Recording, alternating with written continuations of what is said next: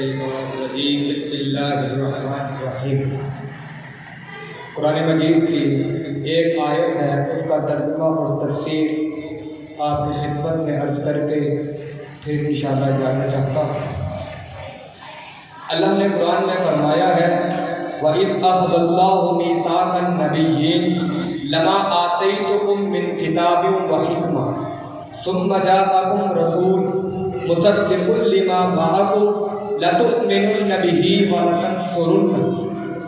اللہ نے اپنے محبوب کو کہا، میرے محبوب اس وقت کو یاد کیجیے جب میں نے عالم ارواح کے اندر انبیاء کا اجتماع کیا تھا۔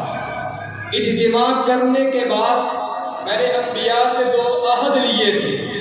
وہ عہد کیا تھے؟ میں اس کو آپ حضرات کے سامنے رکھنے سے پہلے 1-2 باتیں کرنا چاہتا ہوں۔ پہلی بات یہ ہے، آدم سے لے کر عیسیٰ تک جتنے پیغمبر آئے ہیں ان کا تعارف اور تذکرہ ولادت کے بعد ہوا۔ میرے نبی کا تعارف اور تذکرہ ولادت سے پہلے ہوا۔ کسی بھی شخص کی تعریف یا کسی بھی شخص کا تذکرہ کرنے کے لیے اس کا احاطہ کیے جانے لگا تو اس کی تعریف اور تذکرہ کی جو ابتدا ہوتی ہے وہ ولادت ہوتی ہے، اور اس تعریف کی جو انتہا ہوتی ہے وہ وفات ہوتی ہے۔ میرے نبی کا مبتدا ولادت نہیں ہے بلکہ عالم ارواح ہے، اور اسی طرح میرے نبی کی تعریف اور تذکرے کی منتہا وفات نہیں ہے بلکہ یہ سلسلہ جنت الفردوس تک جاتا ہے۔ میرے دوستو، اللہ نے انبیاء کا اجتماع کیا۔ اجتماع کرنے کے بعد اللہ نے تمام انبیاء سے کہا کہ میں تمہیں نبوت اور رسالت دوں گا، لیکن اگر تم میرے ساتھ یہ 2 وعدے کرتے ہو اس کے بعد تم پیشوا ہو، تم مقتدا ہو۔ وہ 2 وعدے کیا ہیں کہ جب تمہیں نبی بنا کر بھیجا جائے اور تمہارے دور نبوت کے اندر ثم جاءکم رسول، میرا رسول آ جائے، پھر تم نے اپنی شریعت کو چھوڑ دینا ہے۔ وہ مصدق ہوگا، تم نے اپنی شریعت کو چھوڑ کر لَتُؤْمِنُنَّ بِهِ، اس پر ایمان لے کر آنا ہے۔ یہاں پر ایک بات کہنا چاہتا ہوں کہ امتوں کی نجات نبیوں کا کلمہ پڑھنے سے بنی ہوئی ہے۔ امتیں اس وقت جنت میں جائے گی جب وہ اپنے نبی پر ایمان لائے گی۔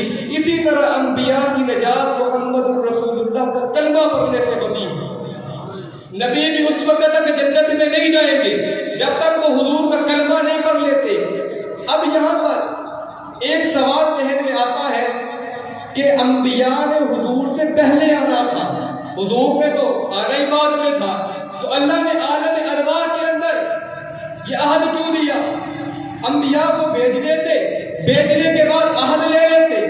علماء نے لکھا ہے اللہ تعالیٰ نے انبیاء کو جمع کر کے کہا اصل میں نبی اور رسول یہی ہے، اصل میں آنا اسی میں ہی ہے۔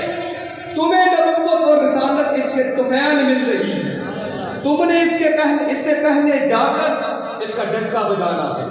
میرے دوستو، آخری بات ہے، اللہ تعالیٰ نے تمام انبیاء کو بھیجا، ان کے بھیجنے کے وقت حضور تشریف نہیں لائے، لیکن لَتُؤْمِنُنَّ کی عملی توثیق کے لیے اللہ نے میرے پیغمبر کو معراج کروائی۔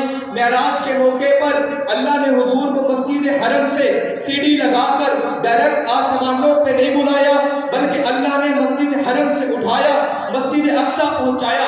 وجہ کیا تھی؟ وجہ یہ تھی کہ پہلے انبیاء کا قبلہ مسجد اقصی تھا، پہلے انبیاء کا بیت المقدس مسجد اقصی تھا۔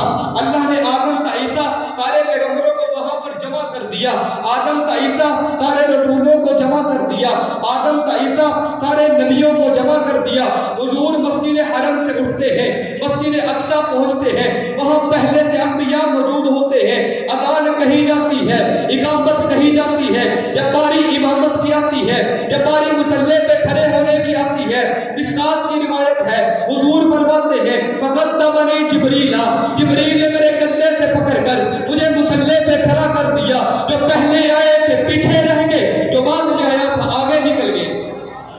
بس آخر میں حضور کے جو اشعار ہیں، حضور کی سیرت پر لکھے گئے ہیں، وہ یہ ہے کہ چہرہ ہے کہ انوار دو عالم کا صحیفہ، آنکھیں ہیں کہ بحرین تقدس کے نگی ہیں، بلکہ ہیں کہ الفاظ رخ لوح و قلم ہے، باتیں ہیں کہ طوبہ کی چھٹکتی ہوئی کلیاں، لہجہ ہے کہ یزداں کی زباں بول رہی ہے، خطبے ہیں کہ ساون کے امڑتے ہوئے بادل، قرأت ہے کہ اسرار جہاں کھول رہی ہے، یہ دان یہ شیرازہ شبنم کے تراشے، یاقوت کی وادی میں دمکتے ہوئے ہیرے، شرمندہ کعبے لب دندان پیغمبر، عرف بسخانی خان ماں بصریرے، یہ موج تبسم ہے کہ رنگوں کی دلک ہے، یہ عکس مطالب ہے کہ ٹھہرا ہوا موسم، یہ شکر کے سجدے ہے کہ آیات کی تنزیل، یہ آنکھ میں آنسو ہے کہ الہام کی رمجم، کہنے کو تو ملبوس بشر اور کے آیا، کہنے کو تو ملبوس بشر اور کے آیا، لیکن تیرے احکام فلک پر بھی چلے ہیں، انگلی کا اشارہ تھا کہ تکبیر کی ضربت، مہتاب کے ٹکڑے تیرے قدموں میں گرے ہیں، کہنے کو تو فاقوں پہ گزری تیری راتیں، اسلام مگر اب بھی نمخار ہے تیرا، تو نہیں سکھائی ہے تمیز من و یزدہ، انسان کی گردن پہ صدا بار ہے تیرا، کہنے کو تیرا فقر تیرے فخر کا باعث، لیکن تو سخاوت کے سمندر کا کنارہ، کہنے کو تیرے سر پہ ہے دستار یتیمی، لیکن تو زمانے کے یتیموں کا سہارا، وما علینا